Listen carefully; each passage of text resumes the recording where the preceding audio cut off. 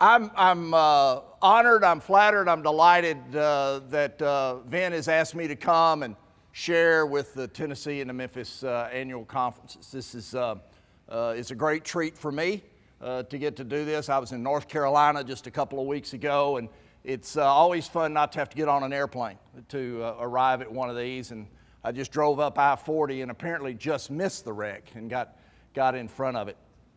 I bring you greetings from Arkansas, and all I can say about this apportionment payout is I hope someday those of you in Tennessee are doing as well as those of us in Arkansas. So we'll just kind of leave it at that.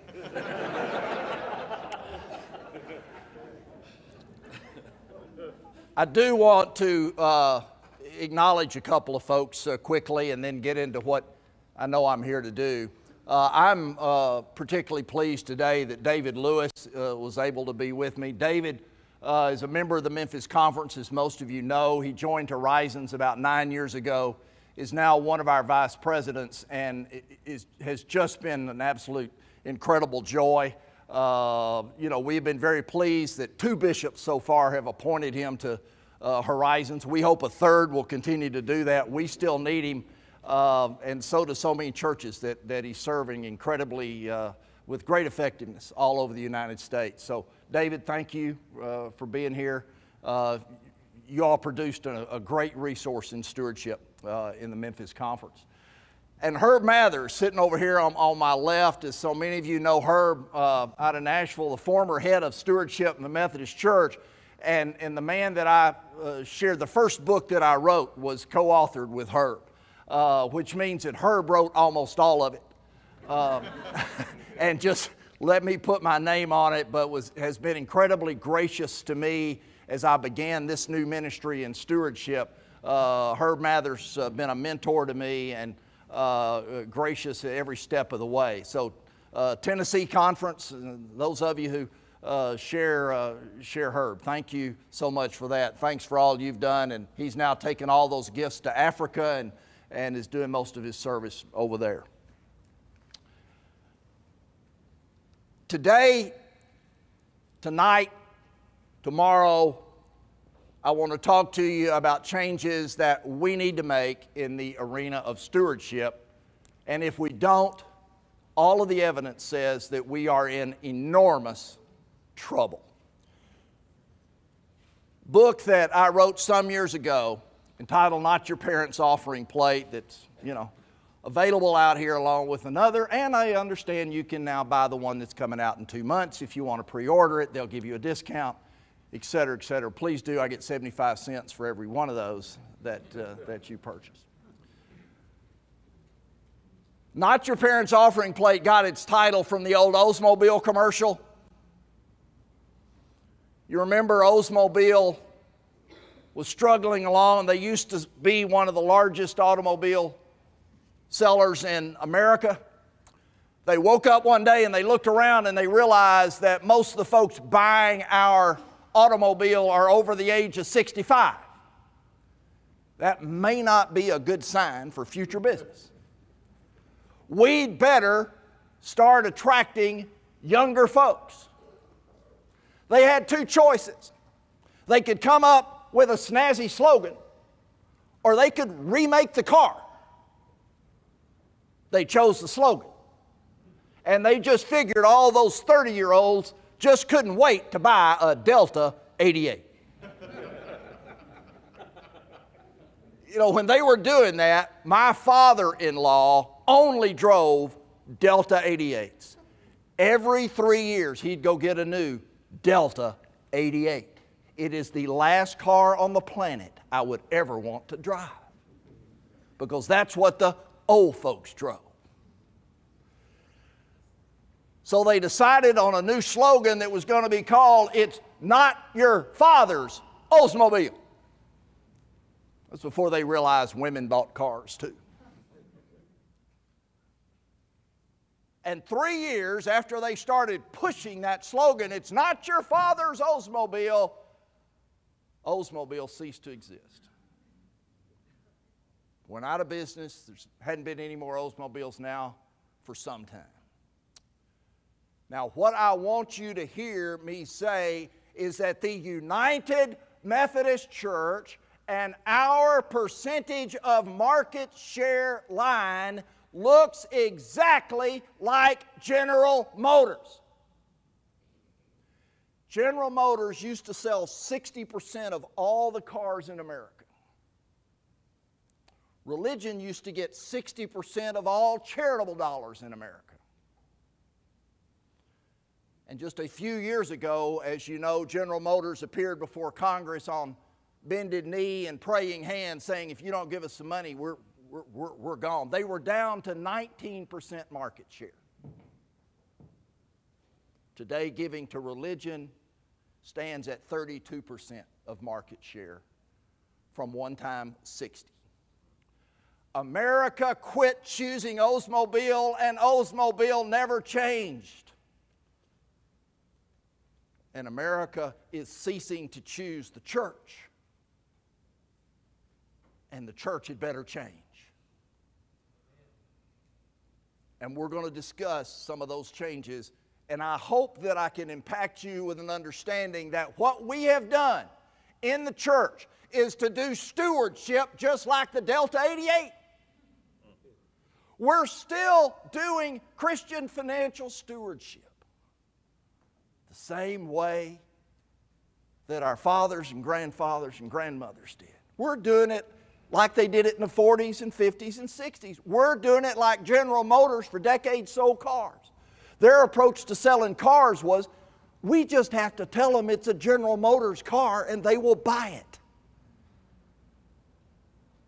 And we have continued to basically say, we're the church, therefore you have to give to us.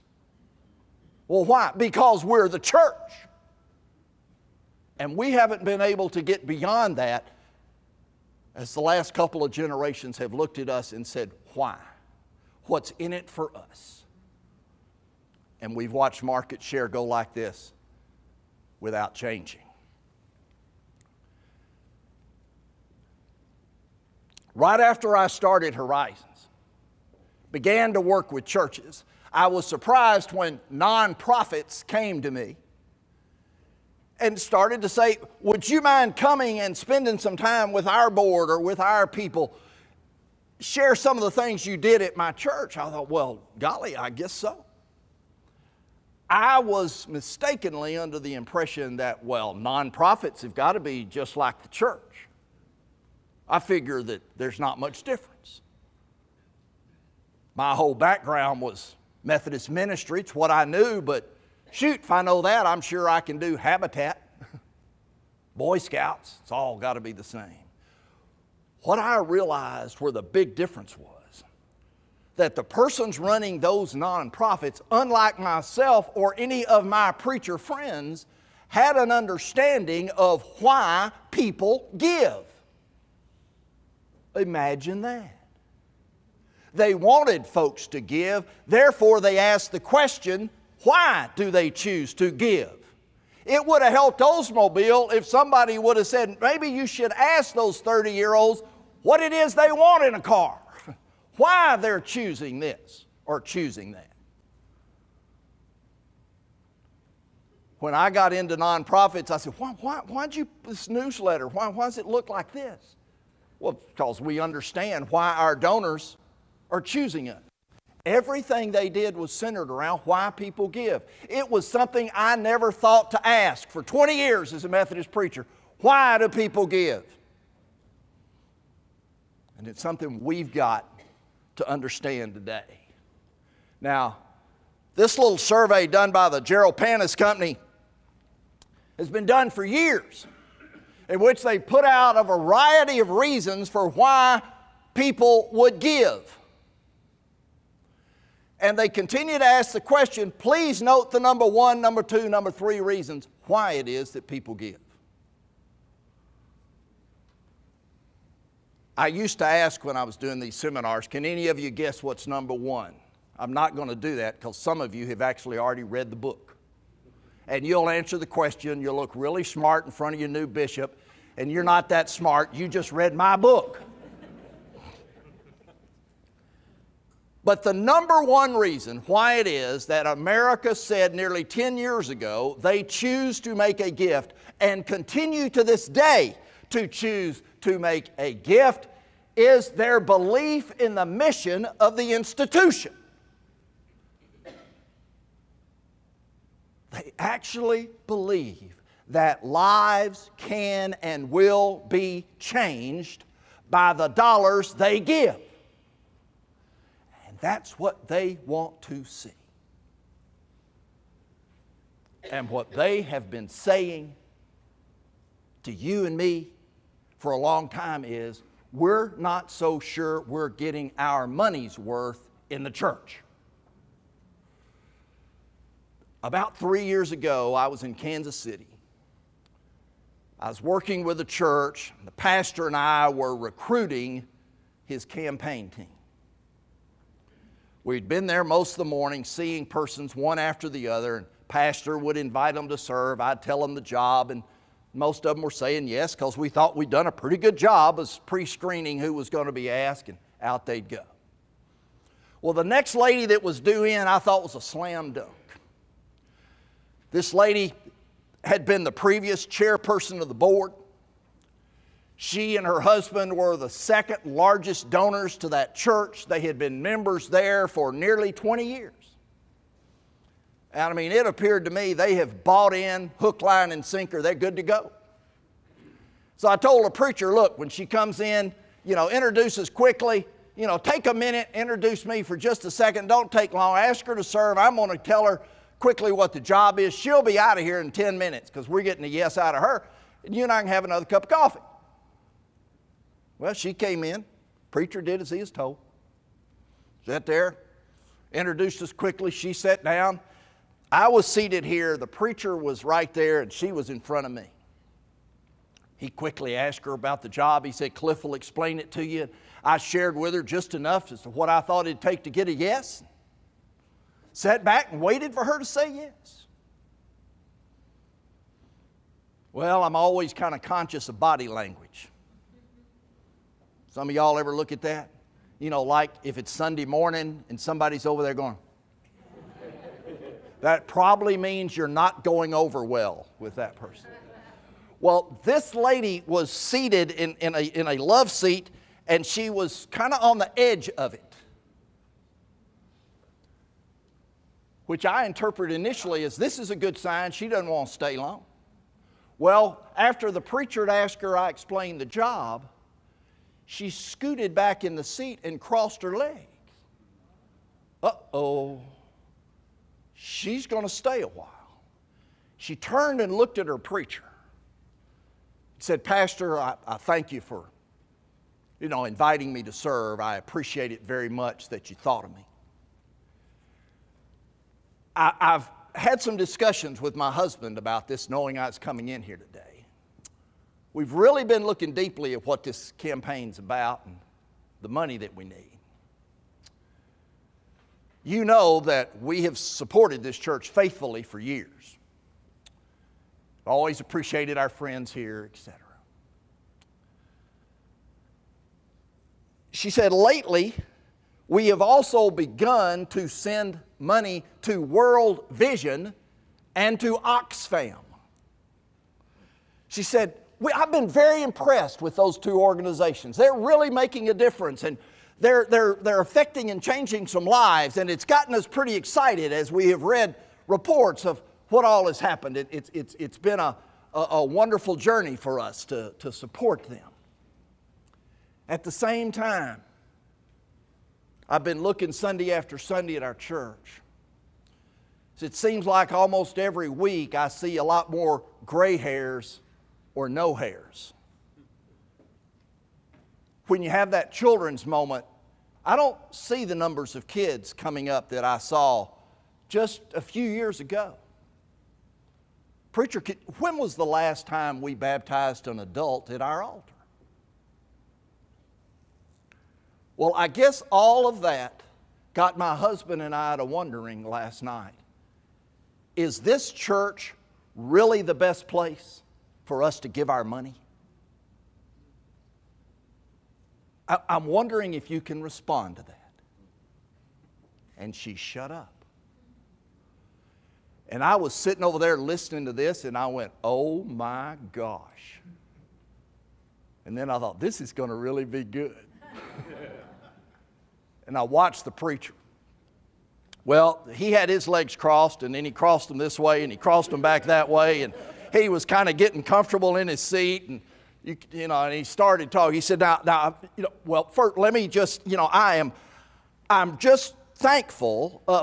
I'm thankful for you and your husband and all that you have. You mean so much to me and so much to our church, and I'm just grateful you take time to come today. And I'm also so thankful that you would feel like you could share this with me, and you could tell me. Those two they're fine organizations. What you're doing, I just don't have any problem with that, and I really appreciate that you all would want to give. It's so Christ-like, and it's just an example of what your life has always been like, and I've witnessed it over the years. And you ask a very good question.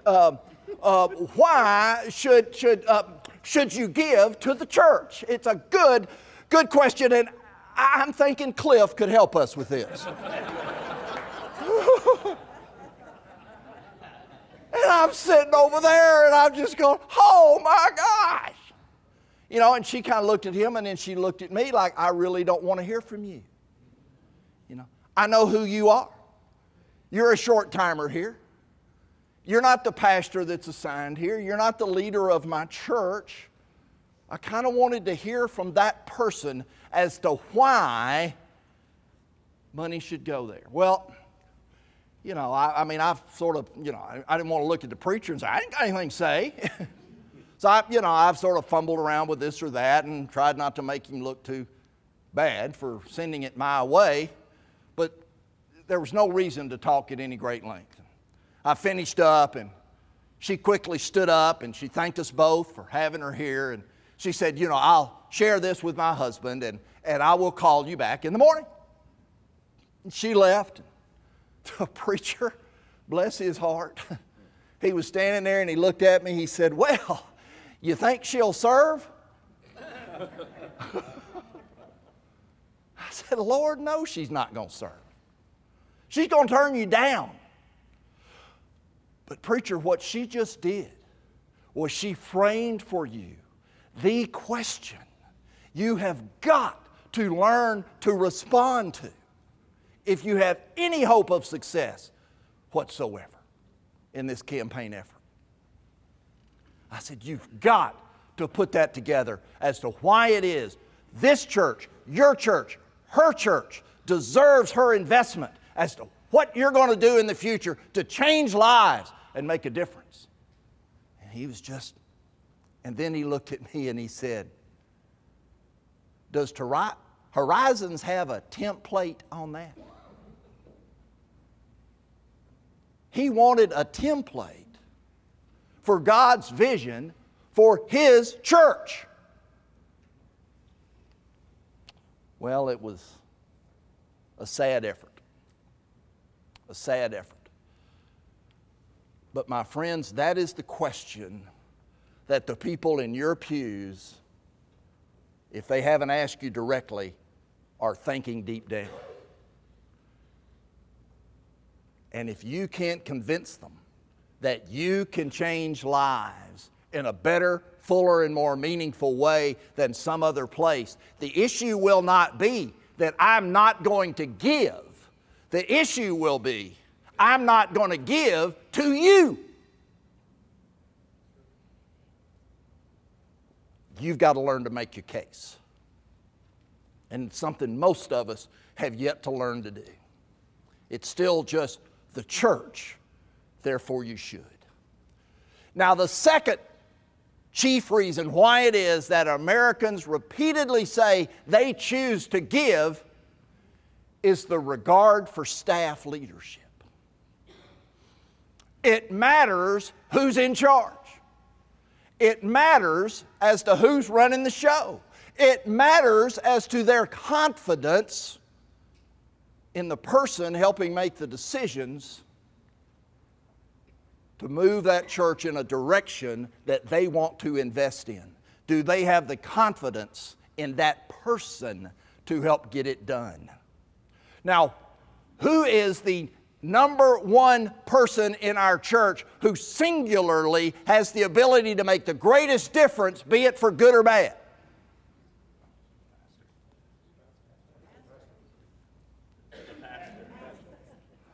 They're a little shy. I thank both of you for that answer. It is the pastor.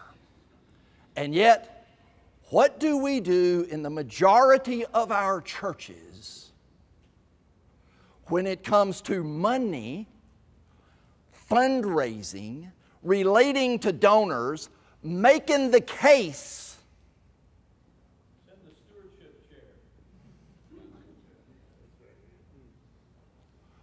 We try to keep our pastors in one corner and all about money in another. We don't want our pastors to have a clue as to what the donor base looks like in the organization they are responsible for running. And that is stupid. It's absolutely stupid to think that you're to run an organization and you have little or no clue as to the intricacies of the revenue stream of that organization. That makes no sense. And yet we take great pride in most of our churches in doing that. George Barna said in his survey that 26% of all Protestant clergy in America know who the donors are in their church. 74% don't know. Now, we wondered about that in Arkansas. Bishop Crutchfield asked Horizons to run a survey several years ago of the 500 and some odd Arkansas pastors and see where they stand on a variety of stewardship issues, this question being one of them. Do you know or have access to the donor base of the church? And we found out in Arkansas that it was 26%. And then it was split almost in half between churches that would not allow the pastor to have access and pastors who have chosen not to have access. Well, Bishop Wills heard about it, and he asked us to do the same in the Memphis conference. Some of you may have been here years ago and filled one of those out. We did. David helped us, got that done. We got it scored. And the interesting thing, almost 500 clergy. Again, Memphis conference, Arkansas, very similar kind of in size. But ours must be a lot harder to operate because we have just one bishop down there. And you guys can only take a half a bishop in one conference, a half a bishop in the other one. You got to be a lot easier to work with than the Arkansas clergy. But we found the exact same ratio in Memphis. About 26% of the clergy, Methodist clergy, said they had access. Exactly the same. I made the assumption, if it's that way in Memphis, it's that way in Arkansas, I'll bet you that's pretty close all across Methodism. For some reason, we think that's smart. Now, I'm going to talk a lot more about that a little later tonight. But folks, one of the dumbest things we can do is to continue that kind of policy. It makes no sense. There is not a college in America that would hire someone to run it if that person said, you know, I'm the greatest expert in all the world, but I really don't want anything to do with raising funds for our nonprofit called this college. They would not hire that person to be president of that college. Nor would the Girl Scouts, the Boy Scouts, the YMCA, the Habitat for Humanity, or any other nonprofit, because they know that without adequate funds, they can't do their mission. And somehow, in some crazy way, we have conjured up that the mission and money need to be separate in the church. And that makes no sense. So when it comes to the number one reason, changing lives and telling the stories of how it is we change lives, the number two reason of the involvement of our chief executive officer with our donor base, those of us in the church are by and large doing it 180 degrees wrong. And then you look at the third chief reason why it is that people give. And the third one is the fiscal stability of the institution. There's only one nonprofit that I am aware of that loves to air its dirty laundry to its donors and basically say over and over, we're going to go broke if you don't. And who do you suppose that is? It is the church. We have conjured up the idea that crying wolf and telling everybody we're going to go broke is a great way to raise money. The exact opposite is true. There is not a nonprofit in America that would be sharing that with their donors because they know what that does ultimately is it decreases giving. For instance, how many of you want today to invest in the Costa Concordia? Just think about it. You'll remember the cruise ship that's sinking. Folks, if we don't give a lot of money, that ship's going down. It's going in the ocean. Let's raise money for the Costa Concordia. Not too interested. That's the message we give about our church Sunday in and Sunday out. We believe that the more we cry wolf, the more they'll step up and respond. And what that does over time is it basically convinces donors, you know, the other places I'm giving don't seem to tell me that they can't manage their money. They're not telling me that they're about to go broke. They just keep telling me how they're doing their mission. They just keep telling me stories of how they've changed lives. But my church is always about to go under.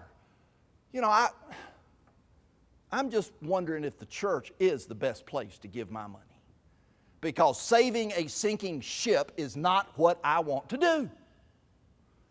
And yet that's the message. How many of you pastors have been to a finance committee meeting and they're looking over the results and they basically say, preacher, you got to get up Sunday and give them hell. I mean, you got to tell them how bad it is. You tell them, next Sunday, if offerings don't go up, no air conditioning. We're shutting that sucker off. We give it 3 weeks, youth minister, out of here. Folks, y'all better start giving because we're going down. That's the message a whole lot of preachers hear from their lay leadership because they believe, preacher, the more you get up and cry about it, that'll make them really want to take their wallets out and just throw them up on the chancel.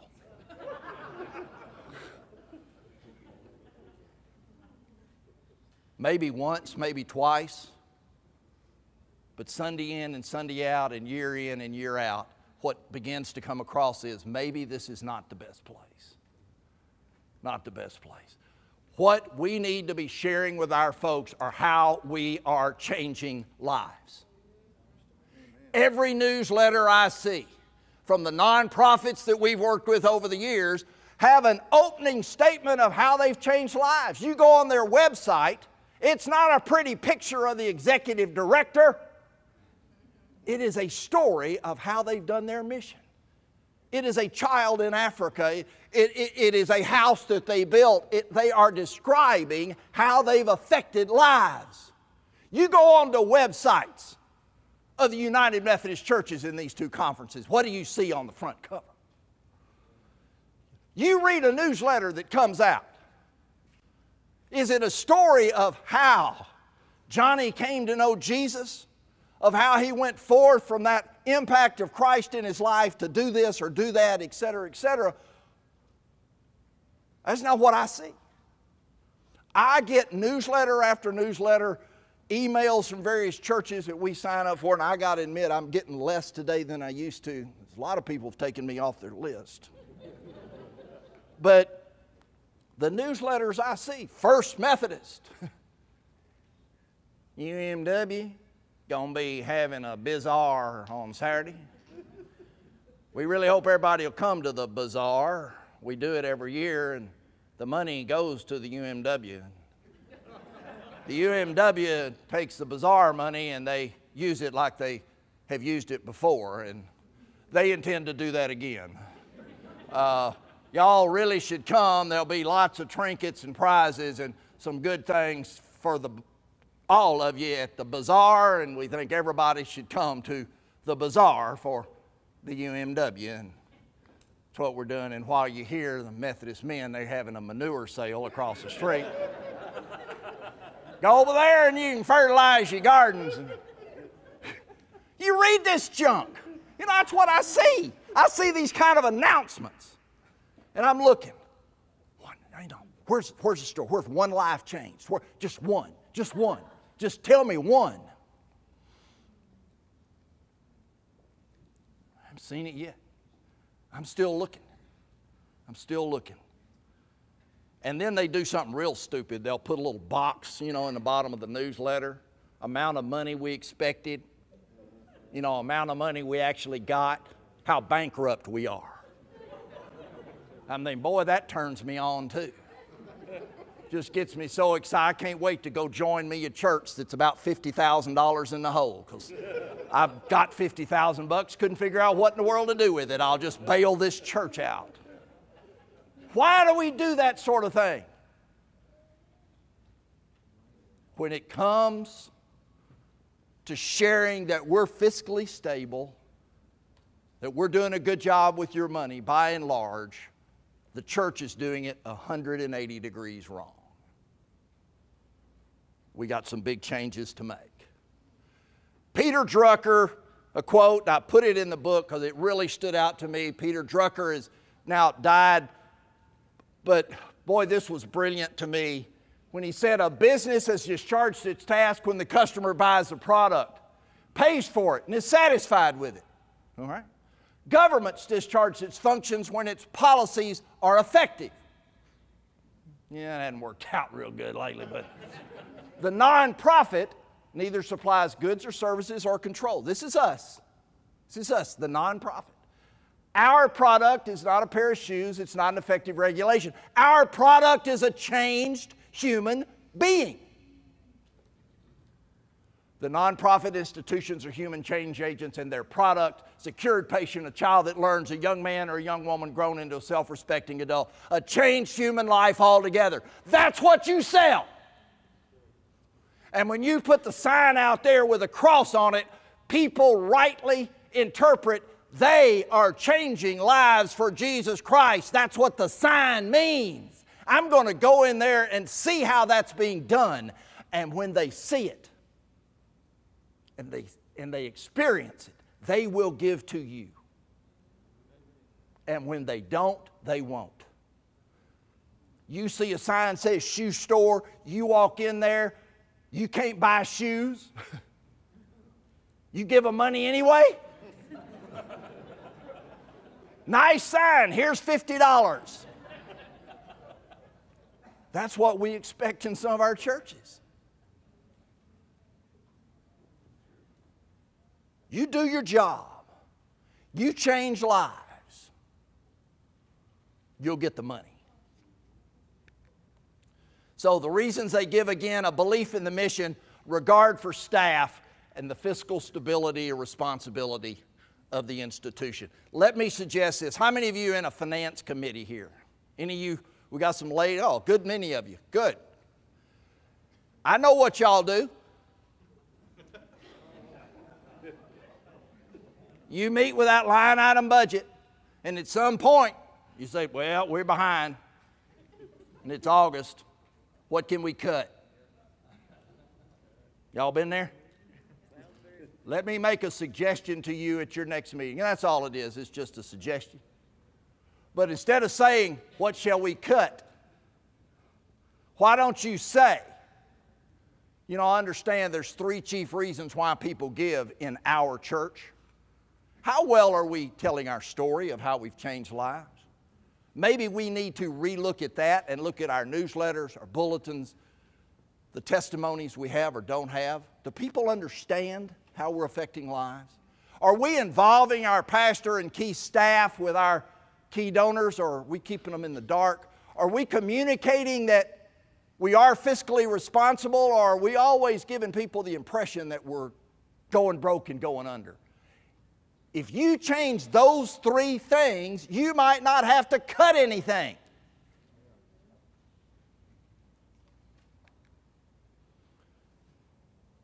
Notice, if you would, this graph that exemplifies part of the problem that we've been ignorant to.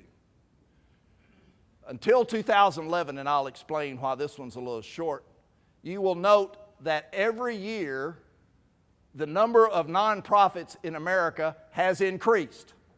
And it goes back to when they first started counting them. Until 2011, there'd never been a decrease. The reason that dropped was the IRS declared in 11 that every single nonprofit must file a 990 tax return. Got to, or we're shutting you down. And 200,000 of them didn't. So they took them off the books. And that's when you saw the drop. Next year, it'll go right back up. You'll be back on par. Now, here's the interesting thing about this, though, that I want you to note. Back in 2002, there were about 370,000 churches in America. 2012, there's 370,000 churches in America. We haven't grown a lick, but the competition has grown substantially. The number of people we compete with for that charitable dollar has grown substantially, and yet we continue to issue the same message as if the competition was still the same, and it's not. It's not. Gifts to nonprofits. Notice in 2000, for about 5 years, giving to nonprofits was roughly flat. All the while, the number of nonprofits was growing. You have more folks chasing the same dollar. We had a little growth, 06 and 07, and it started down again, and it is pretty much flattened out again in 10 and 11. So while the money has been pretty flat, the number of those seeking that money has been on the rise. And we have not adjusted our communication. We don't know how to respond to a donor who says, I'm thinking about giving to World Vision and Oxfam or whoever else.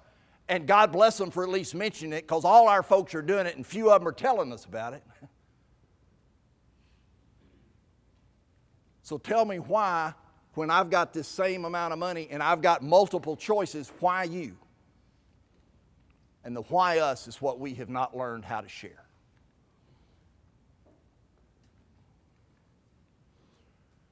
Here's where money came from. Almost $300 billion in 2011.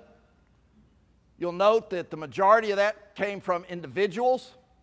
Almost 81%. You got individual giving plus bequest giving. You know, a bequest gift, that's an individual gift. Y'all understand that? We die individually. I share that quickly with you because I hear a lot of churches say, well, can we get some of this foundation money? Can we get some corporate money? You know, will Ford give us some money and da-da-da-da-da? And the answer is generally no, but don't sweat it. 81% of all charitable dollars in America come from folks who sit in our pews. They're average folks. They're sitting out there as individuals. That's where the majority comes from. So don't worry about 19%. We have access to the majority of the charitable dollars in America. Now, here's where it was distributed. You'll note quickly, you look on here and say, well, if some of you kind of in the back and you're as old as I am, you can't read that, but that says religion in that big section right there, 32%. So you're staring up at that and you're thinking, well, shoot, that idiot from Arkansas, he don't know squat because we're getting most of the money. I mean, we're smoking number 2. Education just got 13%. We're cleaning their clock. What's he griping about? Here's my gripe. A few years ago, just about 20-some years ago, you took this same graph of where charitable gifts went, you took religion and you started down, and you just kept right on going. All of this has now left us. America isn't choosing us anymore. And that's the concern. then this really stood out to me when I saw this the other day. They noted where 15% of all the charitable dollars were going. 15% of it came from persons who gave $1 million or more. These are major charitable investors. They really look hard at where it's going. They make up 15% of all charitable gifts. Pretty important. As they examined where I'm going to get the biggest bang for my buck, because it's a lot of buck, what do I choose and not choose? Education, education, medical, arts, culture. This is like United Way, human services, more education, environment, international, religion. 2%.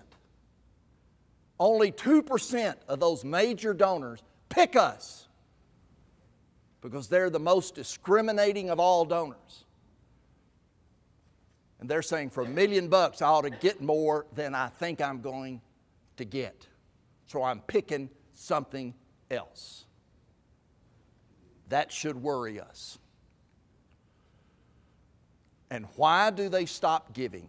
In the same article, same study at Indiana University, they said the biggest reason I ceased to give as a major donor was that I lost the personal connection.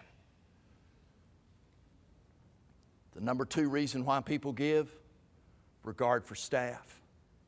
The one thing we try to keep our pastors out of, and we think that's smart, and major donors are saying, if I hadn't got confidence in who that person is in a relationship, I'm not going to give like I could. Many, many times I've heard, oh, people don't give to people in the church. They're giving to Jesus. Well, I wish that is true, because if they were, I'd have another job to do. But I don't know about, it may come as a surprise to you, but a lot of people don't love Jesus like they should.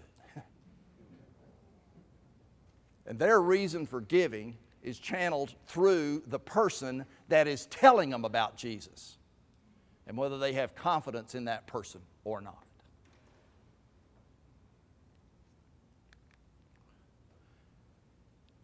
And this idea that those persons need to learn to ask for that gift is incredibly important.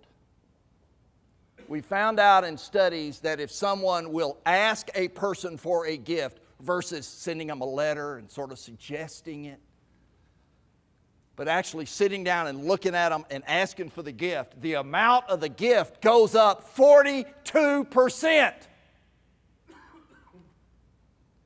Now that's a big number. Some of you lay people are in business, I would assume. Some of you own a business, run a business. Anybody in here do that? Own a business, run a business? One lady in the back? Just one boy. What kind of business do you own or run? You're a CPA. Well, they don't count. They're not really human. Different kind of folks, but I should have known. Where? Yes, sir. Assisted living. Okay, where's another one? What? I'm a United Fund, so it's like United Way. You're United Way. Run United Way. What I'm saying is true. God bless you, ma'am. Thank goodness. So afraid somebody'd say it wasn't. Let me suggest that those of you responsible for a business, if I was running a business, and I do, and I saw that if I do this, my profits are going to go up by 42%. If I read that if I dress up in a chicken suit and dance on the sidewalk, my profits will go up by 42%. What do you think I'm going to do? No, I'm going to hire somebody to get a chicken suit and dance on the sidewalk. But we're getting in the suit because I care about the return. 42% if we'll learn to ask. It is so funny. I hear so many clergy, I just can't ask somebody. I just can't ask them. It just blows my mind. Why?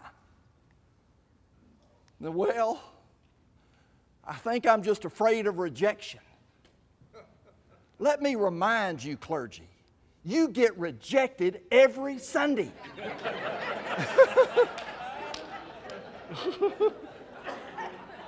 Of all the nonprofit professionals in America, you ought to be used to it.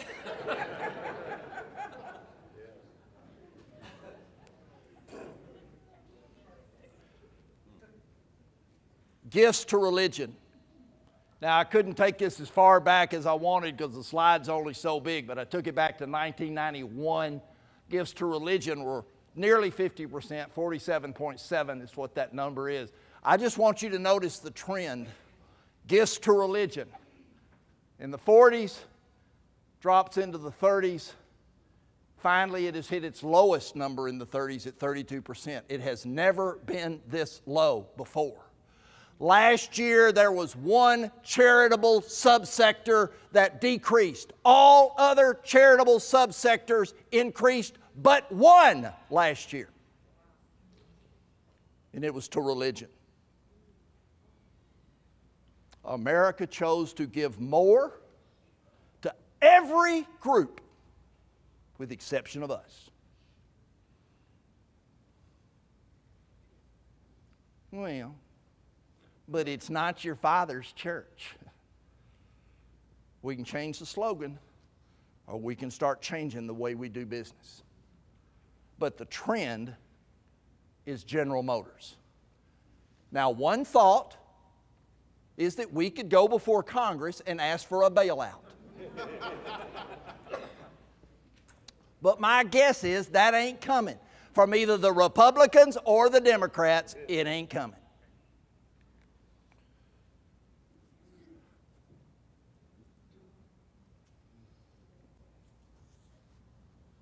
George Barna.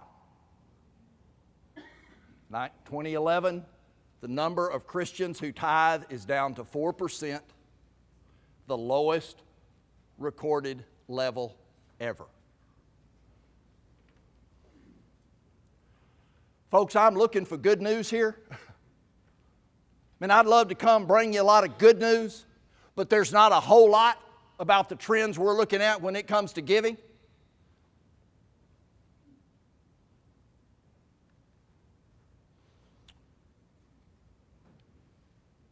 This chart, and again, I don't know how well you can see it in the back, a lot of numbers, and let me interpret this for you, because this is a powerful chart. Very seldom, like once every 15, 20 years, do they actually study the income levels of those who belong to a denomination and what they give.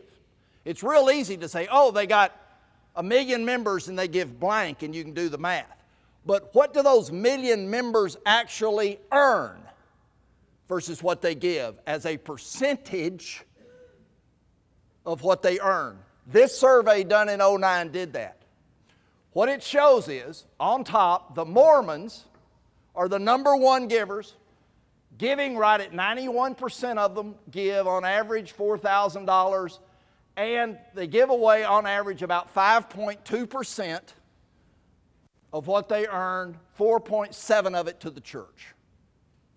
The #2 group, the other Protestants, this is your independent churches. It's the Saddlebacks, Willow Creeks, Fellowships, New Lifes, that body of, quote, non-denominational groups, are the second largest donors. The Pentecostals and Assemblies of God are the third largest donors, and it begins to really drop off. The Baptists and the Jews, the Episcopals, the Presbyterians, the Methodists are now giving to their church an average of 1%. 1%. But there's good news in this. We cleaned up on the Jehovah Witnesses. Yes. They come knock on your door, you look at them and say, we gave 0.3% more than you did. Not much good news in that. But when I look at it, my first question, what's going on here? That would have two groups, and let's take the Mormons and the Assemblies of God. Those groups give 3 to 4 times what we do as Methodists. What is it about Mormons and Assemblies of God that you would suppose they have in common? And they would absolutely croak if they heard they had anything in common with each other. But what might you figure that they would have in common? Core values. Keep going. I'm looking for a certain word. You're right, but missional. What? Fire. Fire. Passion. Okay. Holy Spirit fire. I got you. Belief. Witness. There you go. That's my word. Are you lay or clergy? Clergy. Tennessee or Memphis Conference? Tennessee. You win the prize. What appointment would you like?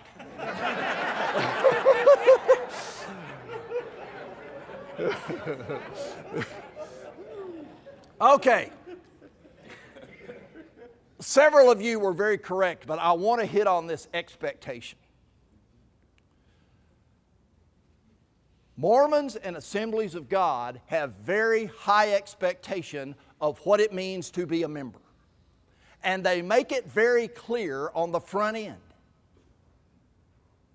Very clear. Both of those groups will have far more people in worship on a Sunday than they have on the roll. You go talk to an assembly of preachers. How many did you have Sunday?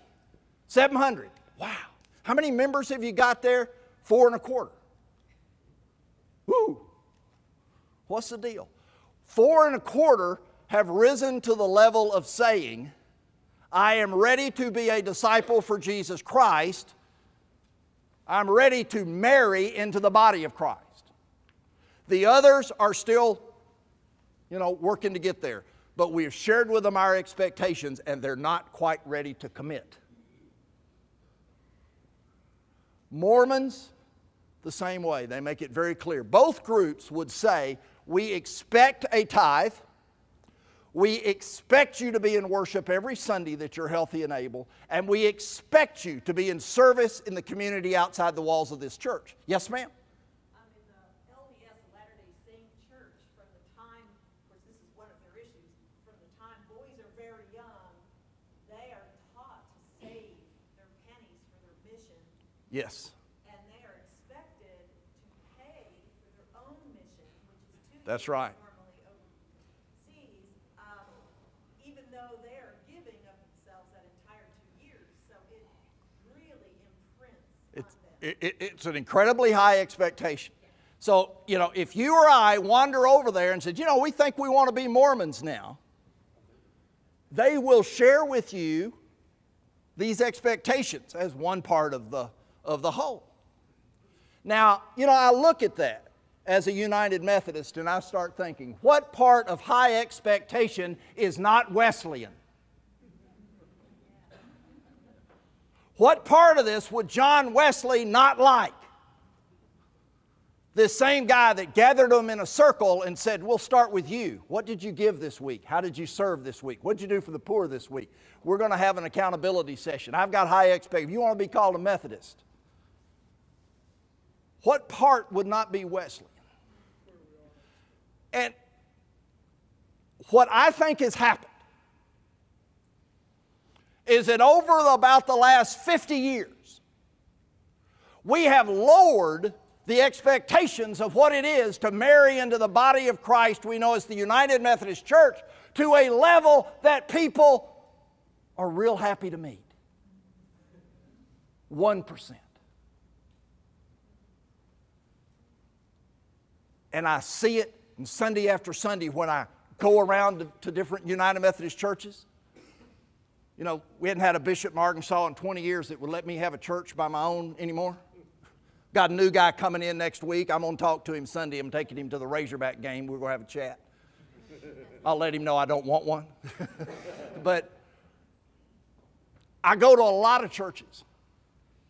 And I'll see somebody coming up to join. Not in very many, but a few.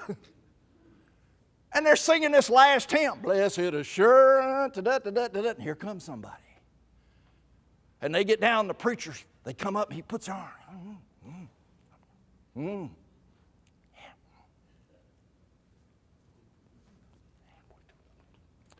Folks, I am just delighted to share with you that Sally Jones has come to unite with our church today. Now, Sally has already been baptized. And so we're going to just bring her right into the church today.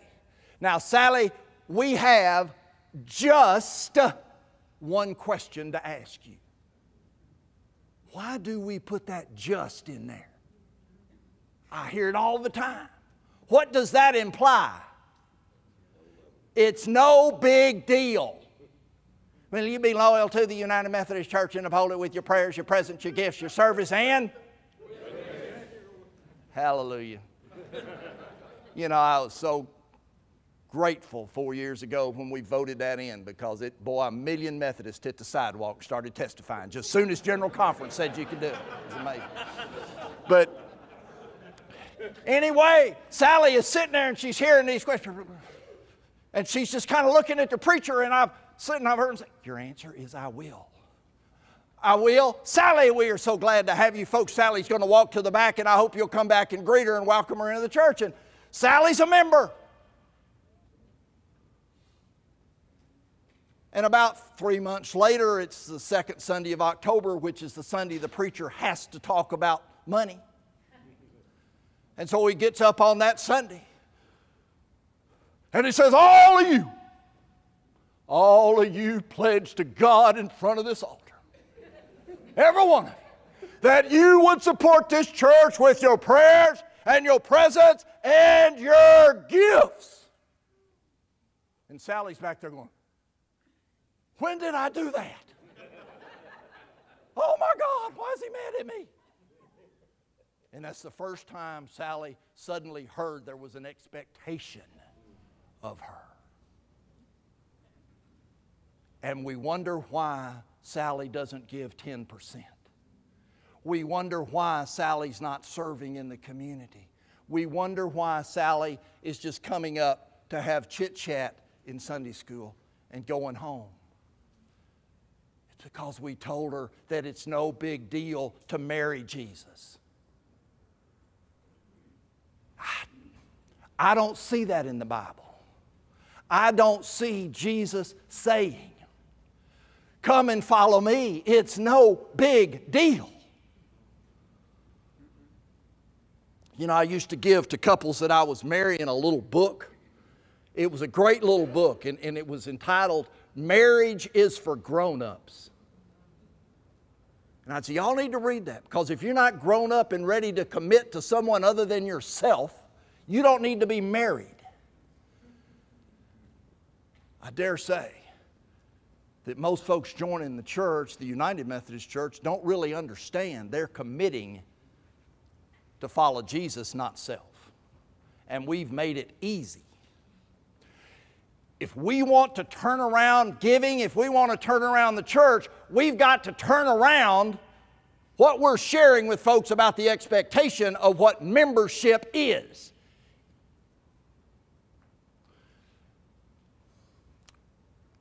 Many years ago, I had the great pleasure. I got a free ticket from the United States government to Iraq. Along with the 1st Armored Division, I deployed in the Gulf War to do battle with the Iraqis. We were the lead element that crossed the border in this left hook that did the tank battles with the Republican Guard. But many of you will remember that when we initially crossed the border, we were greeted by the Iraqi army how? Who remembers? What did you see on TV? Yes, sir. Hands up. They surrendered. We crossed the border and they jumped out of their trenches and said, we quit. They were wearing an Iraqi uniform. They had an Iraqi soldier ID card. They had an Iraqi rifle. But they did not want to fight. And they quit. They quit. I mean, we had an unarmed scout helicopter with one guy in it radioed us in the back that he was holding 150 Iraqis hostage with a .45 automatic. He flew over, they quit, he landed and held his pistol out there.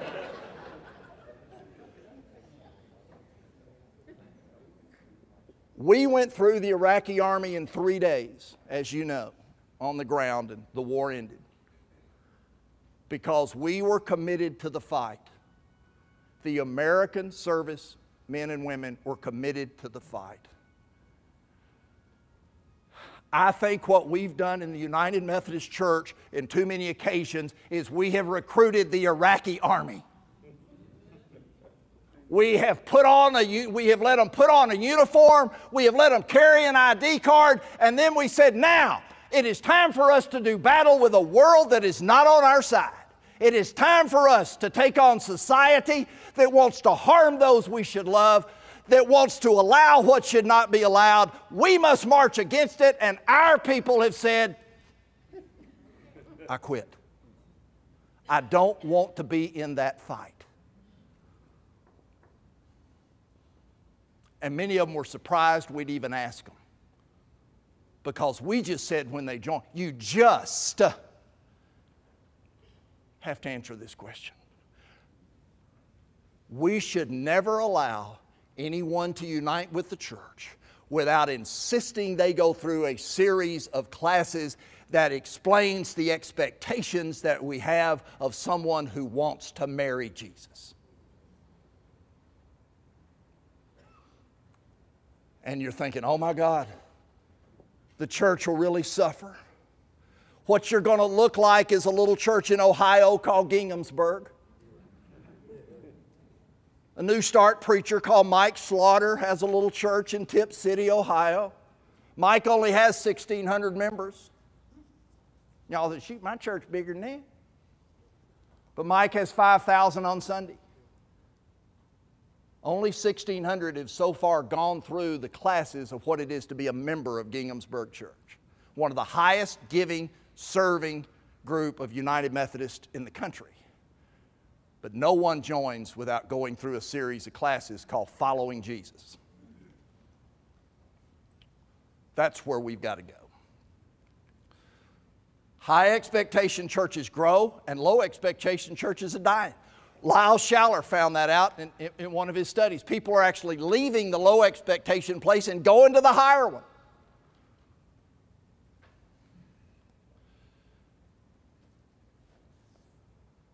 Okay. I'm going to hold up right here before I get into something that's going to really get me in trouble. We come back tonight, I think it's at 7, Vin, am I right? At 7 o'clock. I'm going to finish a few minutes of this, and then I'm going to shift from trying to convince you that we got a problem. Are you convinced? Yes. We got a problem. I'm going to share with you some answers to fix it. Don't be late. We'll be back at 7. Thanks for your time this afternoon.